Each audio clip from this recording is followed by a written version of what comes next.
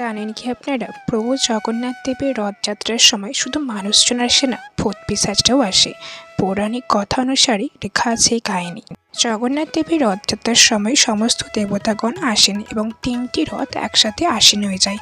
কথাই আছে এই সময় সমস্ত ভূত পিশাচরাও নাকি আসেন তাদের মুক্তি কামনার জন্য নাকি রথযাত্রা শেষ হওয়ার পর একটা বিশেষ ভোগ রান্না হয়, যার নাম হচ্ছে আর্ধপানা। এই ভোগটি ভক্তদের দেওয়া হয় না।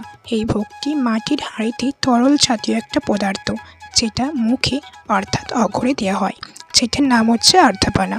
ভোগটি হয়ে যাওয়ার পর মাটির হাঁড়িটা ফেলে দেওয়া হয়, যাতে ভোগটি চারিদিকে ছড়িয়ে পড়ে এবং যেসব অদৃশ্য ব্যক্তি আছে, ভূত পিশাচরা, তারা এই ভোগটি খেয়ে তাদের যেন মুক্তি কামনা করতে পারে।